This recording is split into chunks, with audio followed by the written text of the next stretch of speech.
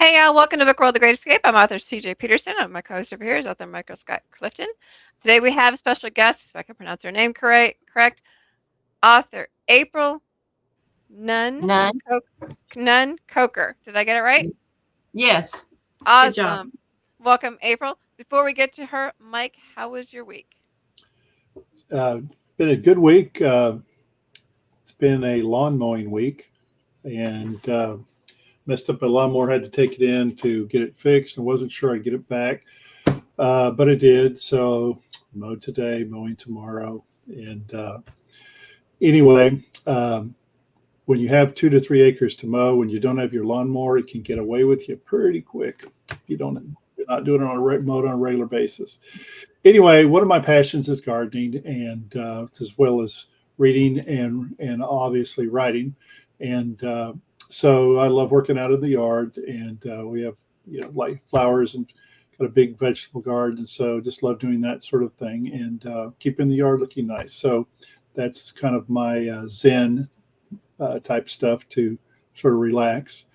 Um, Melly and I will be going to the Mississippi Comic Con, which will be this Saturday and Sunday in Jackson, Mississippi. And we went there last year for the first time. It was an awesome Comic Con. One of the I've been to many Comic Cons, and this one was one of the most well attended Comic Cons I've been to. We've been to literally shoulder to shoulder people, and for book authors like myself that write in the science fiction and fantasy, as you can relate to that, CJ. Science fiction, fantasy.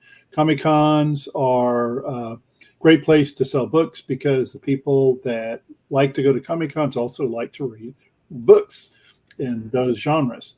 So we're looking forward to it. It's always exciting. I always get to meet lots of neat people. I love And people watching there too. It's so fun. oh yeah, the cosplay, and again, I know you can relate to the CJ. You get to meet other vendors that are really neat people from all over the country, And there's tons of super creatives there too. That's one of the things I love about it. and other authors as well. And sometimes we get to meet some of the celebrity guests because we happen to be part of the Comic Con, and I've got to meet some good people and some people I never thought I'd you know uh, be sharing air with. So it's always fun. So we're really looking forward to that, and also. Uh, April, I did get. I was gonna. I don't know if I told you this, CJ, but April, I did get a invite to speak at the Longview Library. I think that's going to be the first weekend, first Saturday of November. And CJ, guess what the topic is? I have no idea. Maybe go Artificial intelligence, AI. Oh. And the reason they want the presentation on AI is because we talked about it here on Book World, whatever that was, a month ago or 6 weeks or whenever that was. And so I will be, although you won't be there, CJ, which you did most of the legwork when we were putting up the the material and on digital material here on Book World. I am going to try to do a PowerPoint presentation, and I actually did one for the Northeast Texas Writers Organization conference, which has now been rescheduled for, I think it's the second or third Saturday of September.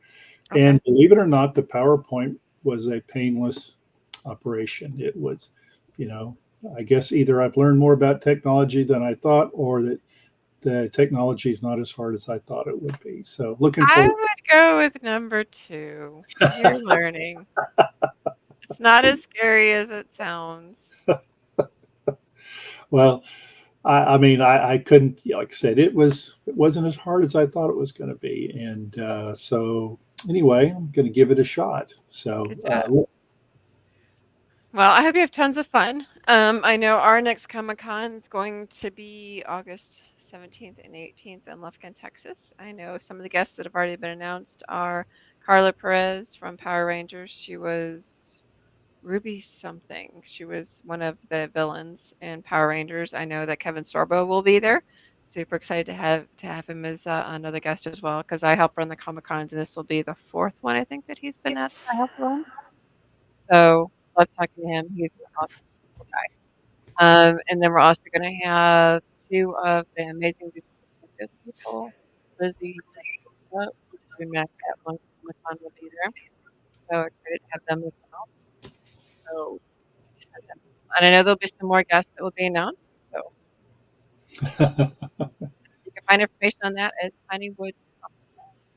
And I believe you might be on your picture up. Yeah, it's a great. I mean, the Longview Comic Con was awesome, which is the first one I've been to, which has been done by the you and Javier, and I can recommend it highly for anybody that wants to go. It loves Comic Con. Yeah. If you're around the Lufkin area, it's an awesome He experience. actually finally got to see what I do. He's just like, "Do you ever sit down?" I said, "No." Just No, don't I be don't. so stressed next time, CJ. Don't just. Oh, I always do. That's why I usually have a hand, like a continuous IV of caffeine. It just Yeah. is a thing. That's how that works. So we have special guest today, April. And April, I actually ran across one of your ads for this week, and I'm like, oh, hey, I know that crew, the Magnolia Bluff crew. So your book that's Yes. coming out tomorrow is a Magnolia Bluff series book. Would you mind telling us Yes. about that first? Well, I was invited to join the Underground Authors last summer. And so I was assigned book 25 of the Magnolia Bluff series. This one will be, it's called Just Dying to Glamp. And it's about like a middle-aged lady with a dog. And she loses her husband and is looking for something to fill her time. And she has always wanted a vintage camper, and she happens to find one in her hometown. Excuse me, that looks like the one on the book cover. So she joins a ladies camping group and travels from Leander, Texas to Magnolia Bluff.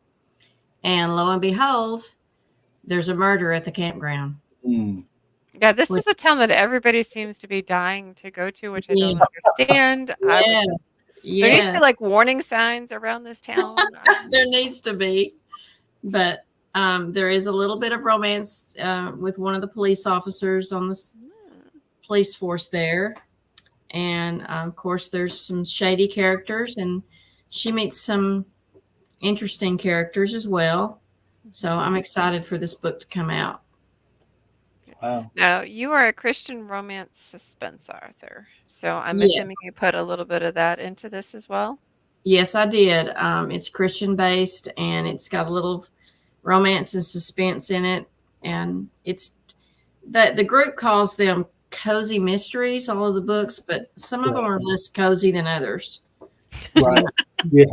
Yeah. Yeah, if you've read any of them, you know, Mike. But I've read quite a few of them myself. Yeah. So what is your definition? We've had other authors on that were Christian romance suspense. What is your definition of Christian romance suspense? That's a good question. I like for all of my writing to be faith-based, to have a bit of a lean toward the message of Christianity. And then, of course, they're romances, but not explicit romances, more sweet romances with the suspense and the mystery and, danger, that kind of thing. Kind of action, adventure, romance, kind of a little bit of a this little and bit of that. everything. Yes. Hmm. Yes. Very cool. Did you get? Well, I was just going to ask. Did you find it hard to kind of catch up as a new author into the Magnolia series, in terms of which characters need to stay alive, for example?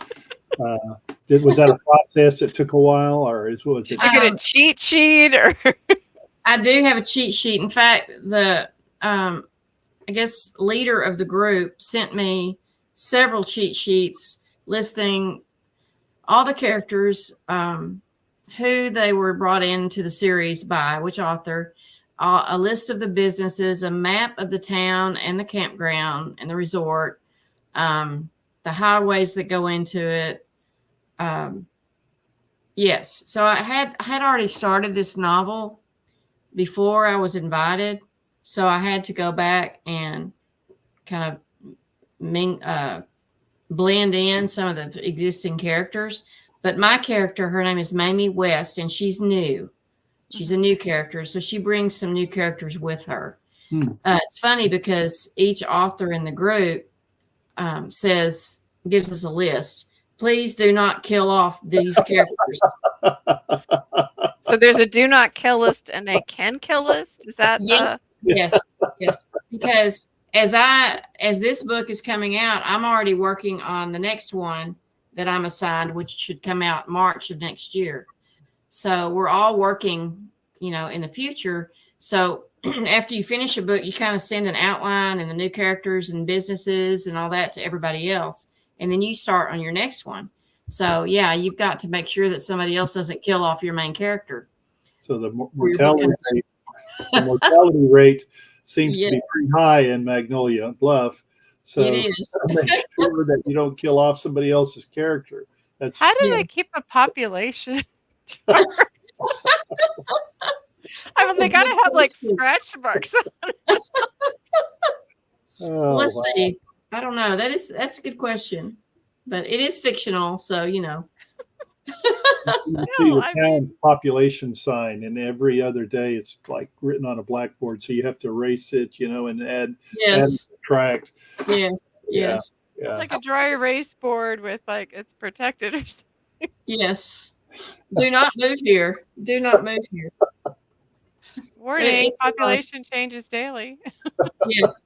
It's a lot of fun though. It really is. Average population instead of like population. This is the average is between X and X. Yes. Could be. Now, don't you have another book series out? I do. I have a book series called the Keeper series, and it's a series about a team of zookeepers who work at night in their local zoo.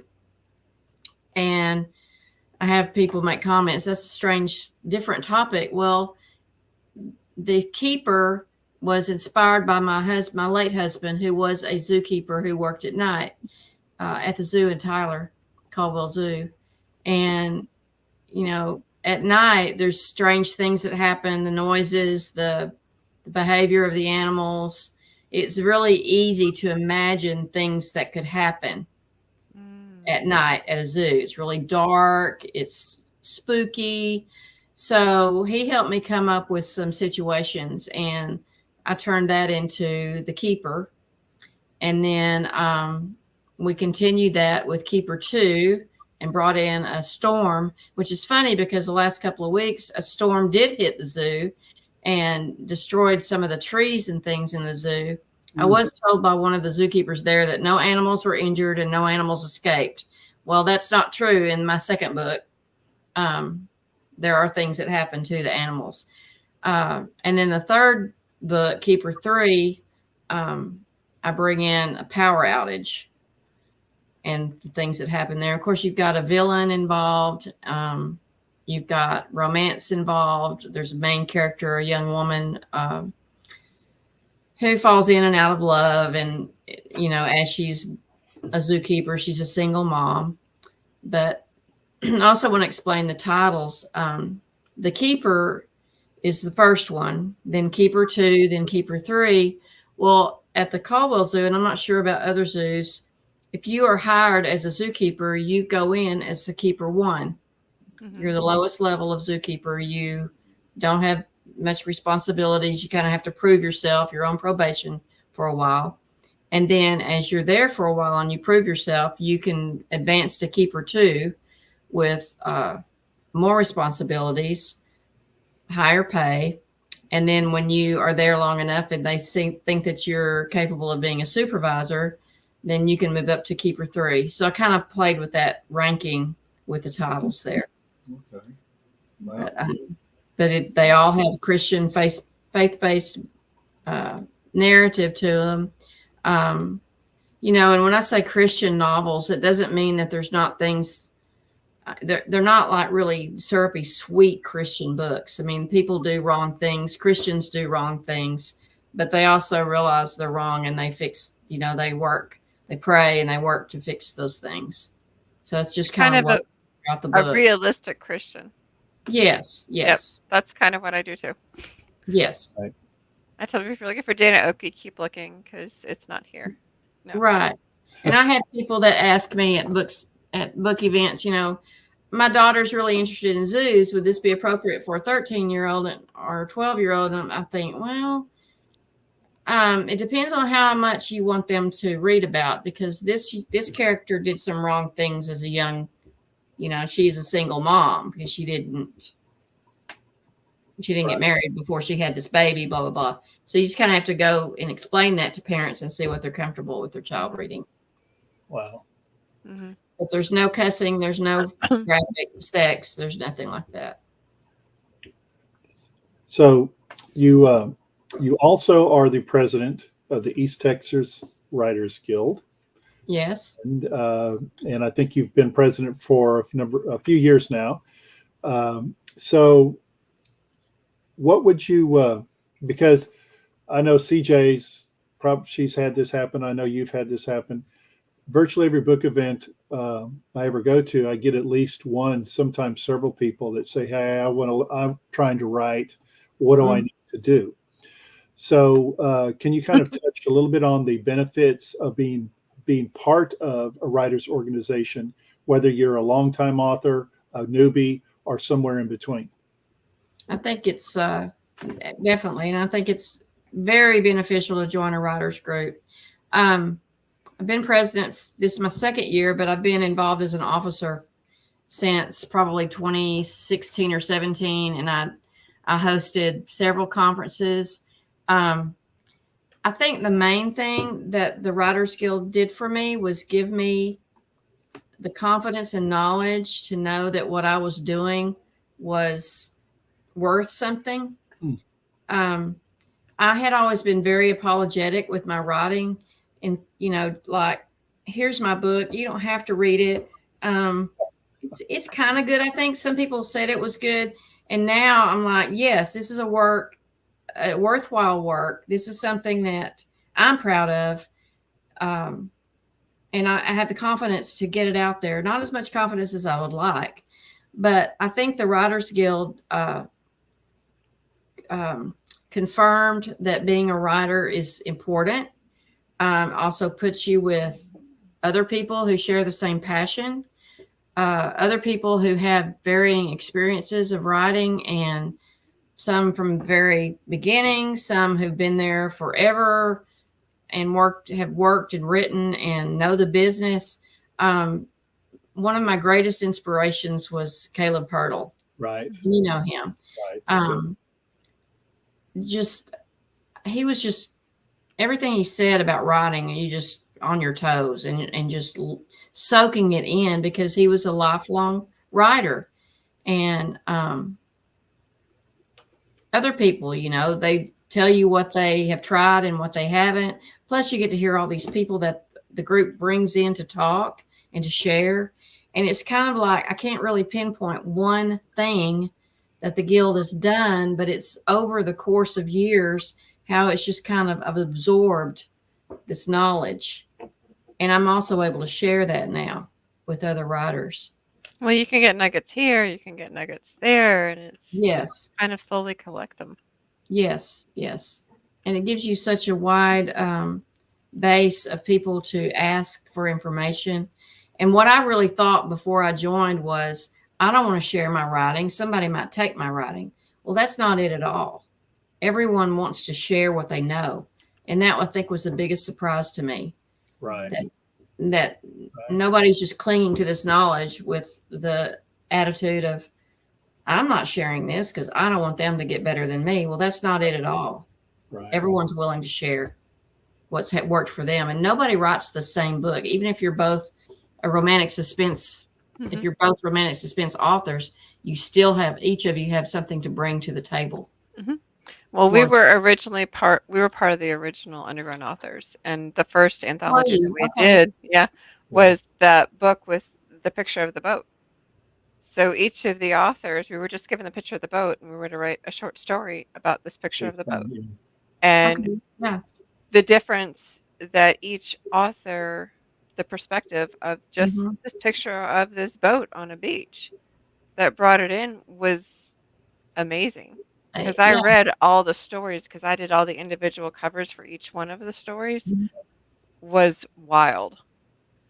That, each different author has a different perspective. You could give them all the same story prompt, Mhm. and they're all going to come up with a completely different story. Right. Yes. And that's the same thing with an author group. You can all Mhm. come in with totally, you can give them all the same basic story idea, and they're all going to come up with a completely different story. Exactly. Exactly. I think a good point that you made, April, is that um, writers' organizations uh, are meant to benefit the writers. You're not Mhm. in competition. You know, Right. I think that's what you're saying. You come in and, well, I'm afraid to, to let any of my quote secrets out because somebody might use them and they may sell books more books than me. But I've never, I've been members of the Writers Guild, East Texas Writers Association, in Longview, and of course here in Mount Pleasant, Northeast Texas Writers Organization. And I can truthfully say that at no point at any time in all these years have I Mhm. ever got the sense that somebody was hoarding something because they thought that somebody else was going to steal their thunder or their ideas or something like Mhm. that. Mhm. It's a support group, It and is. you go to learn. And you mentioned Caleb Pirtle, which we know, Mhm. uh, and I agree with you 100% that that he Caleb was a light for me, and he's forgotten more about writing than some so-called experts really know, profess to know. And so and we've had here, Northeast Texas Writers Organization, Jory Sherman, who passed away several number of years ago. But when I first moved to Mount Pleasant and joined the organization, he had written books about writing. He was like a Caleb Purtle. In fact, Caleb and him were good friends. So Really. yeah, so I get exactly what you're saying. Well, 9 out of 10 authors are here to support other authors. That's the Hmm. thing I love about the author community itself, Right. is that if you ask a question, they're here for you. Yes. And most will tell you this isn't a competition. It's kind of like radio stations. You know, there is a book out there for every person, but not every person's going to love every book. The idea Right. is to make sure, as long as they're, it's kind of like radio stations, as long as they're listening, we don't care. As long as they're reading, we don't care. Yeah. You know, like if I go to a book event, I will walk around and I will talk to just about every single author because I want to know what they're writing. Because Mhm. if it's not a book that I have, I will purposely send somebody to somebody else's table. Yes. Yes. That's my job is, hey, I don't have what you want, but you know what? They do. So And here, that's let what me we go do. introduce you to this person. Exactly. When we share, like I just shared a table with Joanna Grace. Do y'all know Joanna Grace from Lindale? Mm-mm. She writes the Divine Chronicles. She's a fantasy author. Well, we shared a table, and that's what we were doing. You don't like Christian romantic suspense. Well, how about fantasy and science fiction? Well, here's Joanna, and we were doing that for each other. And I think that's so wonderful Hmm. how authors work together like that. Well, and even like if Mike and I, there are times we've been back to back, and it's like, well, you might not like my type of sci-fi fantasy, but you might like Mike's. You Yes. know, I'm a multi-genre author. I hit lots of different bases, but it might not be what you're looking for. But hey, Mike's got some really cool series over here. Oh yeah. Hmm. Yeah. There's lots of things as long as you know what other people are writing, or like Daniel McDonough. She's got some really cool series over here. If you Hmm. know what other authors are writing, you can send them over. Yes. Another thing that Yes. I do are book swaps. I'll exchange the first book in my series with the first book of somebody else's series, and I will be happy to share them on social medias because it gives me exposure to other authors' books Hmm. and it allows me to share them with my audience. And to me, that's the name of the game is getting, it's not only networking, but it's sharing other people's work with other authors, which is why I love Book World because it gives us the opportunity to share people like you. And And so to me, I love that. Oh, we appreciate that too. So we have about 5 minutes left. So if somebody wants to write, say, Christian fiction, suspense, romance, what differs yours from somebody else's, and what type of advice would you give them to start? What differs mine from someone else's? I just think it's just your individual personality and your characters that you create. But my inspirations as far as Christian authors, Karen Kingsbury is an inspiration for me. She doesn't write suspense, but she weaves the Christian message throughout her books in such a way that it lifts you up. And that's kind of the way I wanted my books to be. I know the Keeper series doesn't have as much of it as maybe Just Dying to Glamp does. And then my next book, it's even more Christian oriented, I think, as I grow more comfortable in that genre. But for someone who's wanting to write in that genre, I would say look up Christian romantic suspense authors, because there are some out there. There are authors who promote, or people who promote those authors on YouTube. Try those books, see what they're writing, but just go with your heart. What you enjoy, the characters that you want to make. And the way I write, I'm what you call a pantser. Mm-hmm. I don't know what my book's going to be about. I know I had to have murder in mind. That's what I knew. But I created this character, Mamie, and I let her do what Mamie had to do. And that's how the book comes about. So I think it's very character driven. Well, you are among fellow pantsers, so we're with you. So we know that you have an event tomorrow. Can you tell us about that? My event tomorrow is in Tyler, Texas. I don't know where our readers are, our viewers are. It's a benefit for CASA for Kids of East Texas. It's called Passport to Fun, and it's going to be at the CASA for Kids headquarters in Tyler. It's an all-day event. It's mostly, I think, for women. There's going to be lots of vendors there, food vendors, shopping opportunities. But I just happened to see an ad for it and contacted the host, and they were very happy to have an author there. So we'll see how it goes. But if you're interested, I think there's a ticket price of $15 to get in, which benefits CASA for Kids. And if you're interested, please stop by and tell me, stop by my table and let me know you saw me on this podcast. Now, maybe guys, discount. There you go. Is there a list on your website or on your social medias of where you're going to be and when? No, there is not. But I need to add that my next event is in August at the Greenville Library Author event, Author Festival. Okay, awesome. For those who want to learn more about April and her books, you can head over to her website, which is aprilnunncoker.com. For those who are listening, that's APRILNUNNCOKER.com. For those who are watching, it has been scrolling across the screen the entire time, so take a look at it.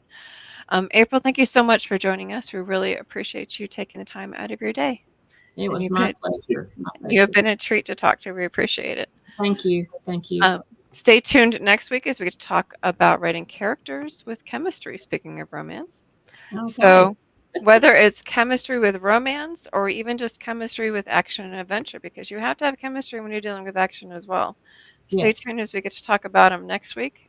Same time, same sandbox, 4 o'clock. We'll catch you guys.